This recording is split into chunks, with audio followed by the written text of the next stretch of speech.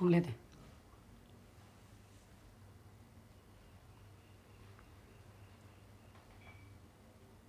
Oke, mulai aja. Mulai. Oke. Seni itu belajar kehidupan. Jadi kita mempelajari kehidupan, sebab seni itu bagian dari hidup itu sendiri gitu. Jadi kita melangkah, kita tumbuh, gitu ya, kita bergerak itu seni gitu.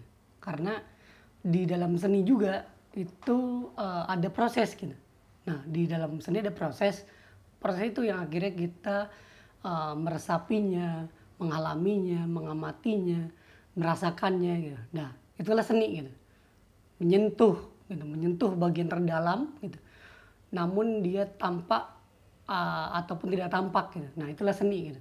Karena di sana seni itu kadang orang persepsinya seni itu keindahan gitu ya. Nah namun semuanya indah gitu. Tapi ada kedalaman-kedalaman yang dimana ada hal-hal yang lain dari dari keindahan itu gitu. Bahwasanya biasanya ada yang bilang apa cacat itu indah gitu ya gitu. Nah berarti cacat ini kan dalam kata lain cacat itu kan rusak ya, hancur gitu, tidak enak dilihat gitu ya.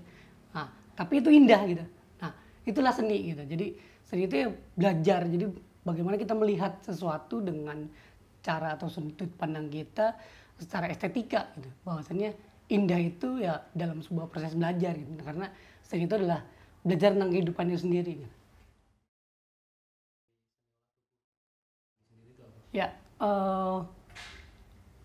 esensinya sangat penting ya, karena olah tubuh itu merupakan bagian modal ya gitu. Bagaimana mengolah tubuh, tubuh ini kita harus diolah gitu. Seperti halnya kita melakukan proses menanam gitu ya. Nah itu harus diolah gitu. Bagaimana kadarnya, bagaimana takarannya, ukurannya gitu. Nah itu yang mengalami adalah tubuh kita. Kita berkeringatkah kita gitu, mengeluarkan cairankah kita gitu. Nah itu pun kita akan mengalami itu gitu. Nah olah tubuh ini penting karena modal seorang pelaku seperti saya di pantomim itu sangat penting untuk bagaimana menjaga stamina gitu. Menjaga energi dengan melakukan olah-olah tubuh gitu. Bukan hanya olah tubuh, mungkin ada olah jiwa, olah rasa gitu. Olah sukma yang dimana kedalamannya itu dalam olah tubuh itu bisa memberikan dampak pada apa ya, pikiran kita gitu, pikiran kita, jiwa kita. Jadi melalui olah tubuh kita akan merasakan semuanya gitu, elemen-elemen tubuh, saraf, organ-organ di tubuh kita merasakan betul gestikulasi, mengolah wajah misalkan gitu. Nah itu akan merasakan bahwa misalnya kita mendapat sesuatu dari energi tubuh ini gitu. Karena tubuh ini bagian dari apa alam itu ya gitu ya. Dari mungkin kita ada yang bilang manusia berasal dari tanah gitu ya. Nah bagaimana si tubuh ini juga harus perlakukan seperti itu gitu. Dengan membawa berbagai macam isu gitu ya, itu merupakan satu bentuk pengingat gitu ya. Nah, isu ini bukan hanya kita menggelontorkan isu atau kita melempar isu, tapi ada uh, cara lain gitu, cara mengingat gitu ya. Ada cara mengingat untuk bersama-sama kita dalam koridor atau dalam gerbong kehidupan seperti apa gitu. Untuk kita bisa menyadarkan sisi dari kehidupan itu gitu. Bahwasannya semuanya hari ini di Indonesia mungkin dalam bentuk kesadaran ya gitu. Sudahkah semuanya sadar dengan kondisi hari ini gitu ya, Indonesia gitu, atau terhadap diri kita sendiri gitu, yang sederhananya gitu. Karena bagaimana kita tidak sadar dengan kondisi itu gitu, dengan kondisi diri kita kalau kita juga belum mengenal diri kita sendiri gitu. Ya, pantomim sebagai bahasa perdamaian itu yang saya selalu serukan ya gitu ya, terhadap para pelaku pantomim, terhadap teman-teman di manapun ya gitu, para pecinta pantomim, apresiatornya gitu. Pantomim sebagai bahasa perdamaian itu adalah credo ya gitu, manifesto gitu ya, manifesto yang dimana dia punya sesuatu yang lain, bahwasanya pantomim di sini bukannya sekedar hiburan.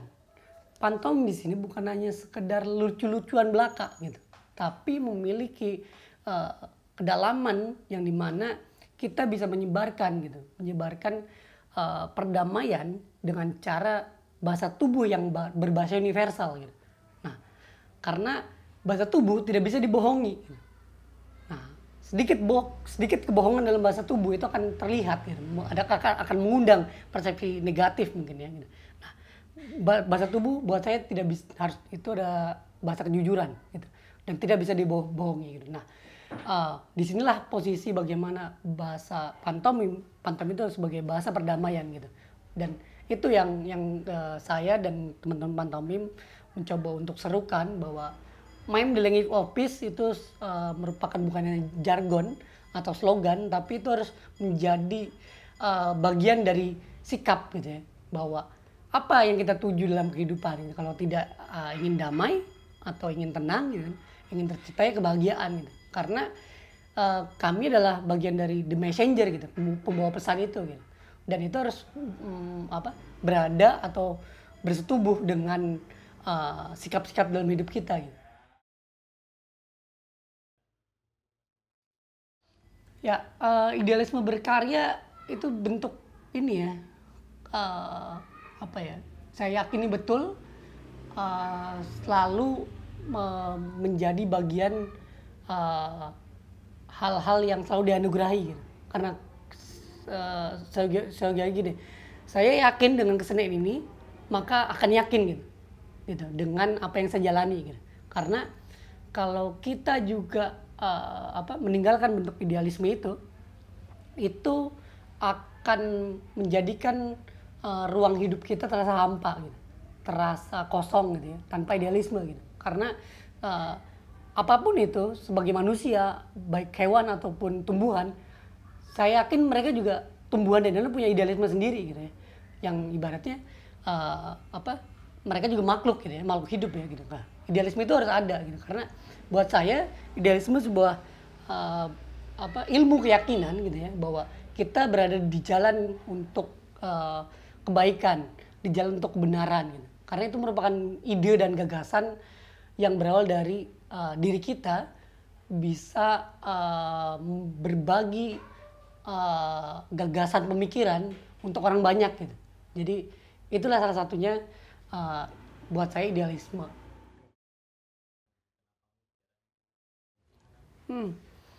Jadi tokoh pantomim yang menginspirasi saya adalah Marcia Martial.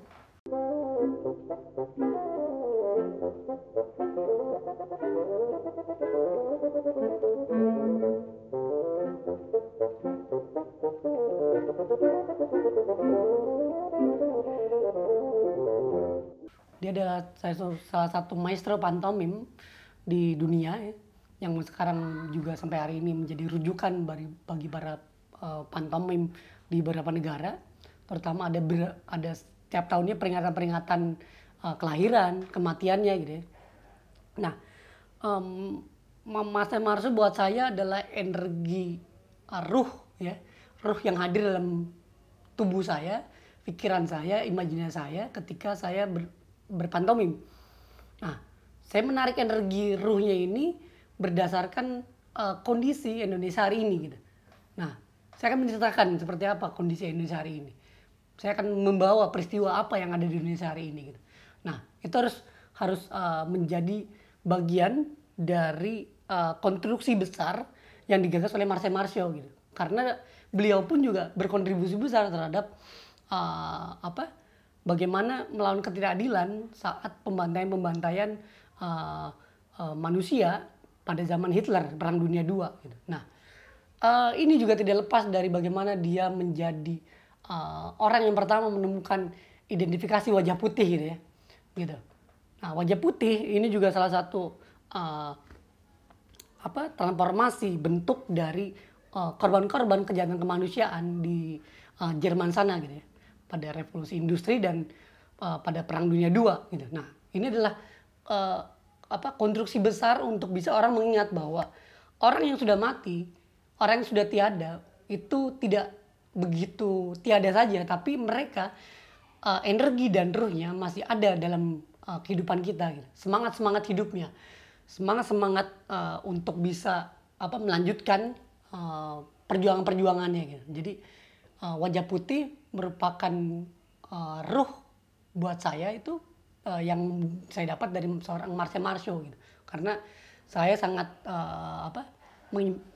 dia sangat menginspirasi saya dalam berkesenian gitu.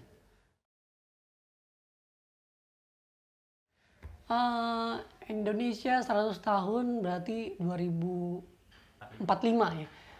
2045 saya sangat mempunyai satu cerita harapan ya.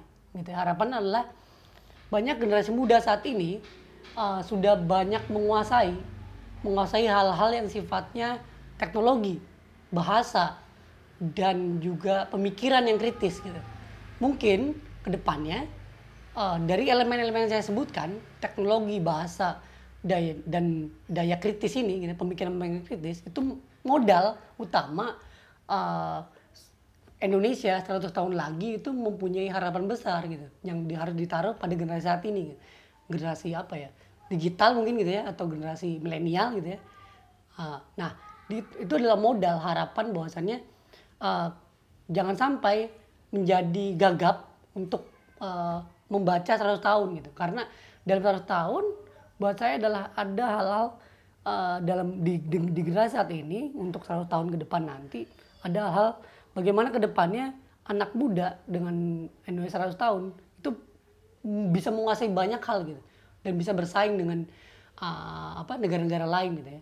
Mungkin banyak di mana usia negara 100 tahun gitu ya, Amerika Serikat bahkan Uni Soviet gitu ya. Nah, mau seperti apa gitu? Mau menjadi Amerika atau menjadi Uni Soviet yang gagal gitu, atau gagal dalam menembus 100 tahunnya gitu ya. Nah, Amerika berhasil dengan akhirnya menguasai dunia gitu ya.